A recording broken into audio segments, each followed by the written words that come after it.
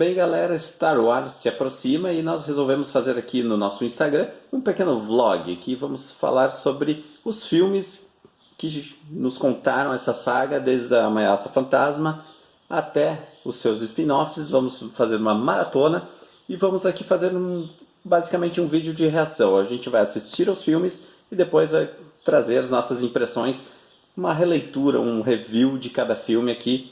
Depois de tanto tempo, alguns faz muito tempo que eu não assisto, outros fazem pouco tempo, então a gente vai reassistir todos os filmes e contar aqui o que mais de legal aconteceu, o que foi legal, o que funcionou, o que não funcionou. Enfim, críticas atualizadas da franquia Star Wars a partir de agora aqui no nosso Instagram.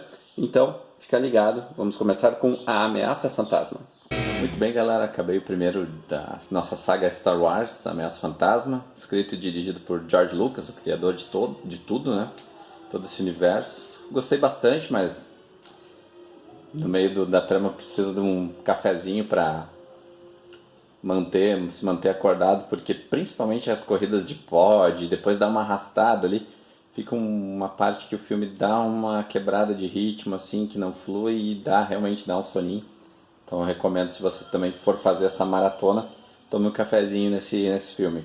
Mas é um bom começo de saga, ele bebe exatamente da fonte de onde tudo começou, então ele usa muito bem todos os termos que ele criou, a questão da força, dos Jedi, então ele apresenta muita gente. A gente tem Samuel Jackson como Mace Windu, tem muita coisa legal, ele apresenta também a origem, é claro, do nosso querido, ou não, nem tão querido Anakin Skywalker, né? A gente sabe que a vida dele não é mole, ele é tido como profecia, o escolhido e tal. Ele tem um início meio turbulento, assim, porque ele é escravo, tá lá em Tatooine, e ele é tirado da mãe dele, né? E aquelas cenas que ele é tirado da mãe dele são um pouco pesadas, assim, porque a gente entende que tudo bem, ele foi libertado, mas o Qui-Gon Jinn ali, vivido pelo Liam Neeson, não consegue, por algum motivo, libertar a mãe dele, e acaba levando o menino sem possibilidade nenhuma de ser criado pela própria mãe. E eles deixam em branco a ideia do pai dele, meio como se ele tivesse sido concebido pelos midi-chlorians, pela mãe dele, assim. Isso é uma coisa que eu não lembrava, então uma coisa bem estranha, assim, de uma concepção tal qual como um Messias, né? E, enfim, temos também a primeira aparição do R2-D2, que já chega salvando o dia, o C3PO, que ainda está sem carcaça e que fica pelo meio do caminho também. A gente tem a construção de Tatooine, a batalha dos Gungans ali, do nosso fatídico personagem Jar Jar Binks, que realmente é um fardo para essa franquia, porque a todo momento em que ele aparece é para ser um alívio cômico que não funciona. Os efeitos especiais para a época, o filme é de 1999, estão muito bons, algumas coisas são muito boas mesmo, até hoje a gente consegue assistir sem qualquer problema.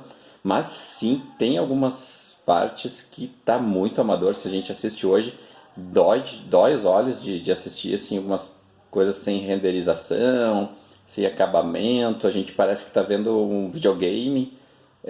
Então algumas coisas envelheceram muito mal nesse filme. Mas passa batido, passa em branco. Também dá para falar da Padme e da Amidala, que é vivida pela Natalie Portman. E eu não lembrava desse plot, que ela era a rainha que ficava escondida e ia pra ação. Realmente não lembrava, então gostei dessa parte também. Então é legal refrescar a memória de tudo que aconteceu aí nesse universo Star Wars.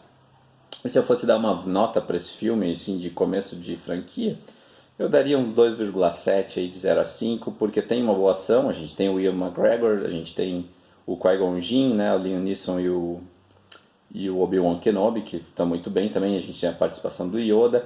Então a gente tem coisas bem legais nesse filme, mas também tem coisas que doem os olhos, gritam. Tem uma fatídica festa no final, que também é muito Star Wars lá da primeira trilogia, a trilogia original.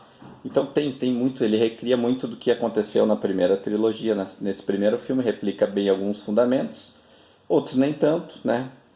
Temos também o nosso fatídico Palpatine sendo criado ali, jogando com um braço interno. Eles já deixam muito a entender que ele é um cara que está do lado negro da força, assim. Eles fazem alguns truques de câmera que nos dão a entender que ele estava envolvido com o Lord Sith, que é o Darth Maul, que também é uma das coisas bem legais desse filme, o Darth Maul ele é talvez um dos vilões mais legais que eles tenham criado aí nessa primeira trilogia.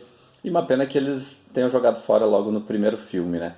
Mas foi legal, foi uma cena de ação interessante. Ali também tem alguns efeitos especiais que o cara torce o nariz, mas funciona bem. A luta é boa, não é aquela luta mais lenta que a gente tinha lá da primeira trilogia em função da tecnologia e dos efeitos práticos da época, né? Mas funciona muito bem, as lutas são boas. E, bom, é um bom começo de história, um bom começo de trajetória de Star Wars.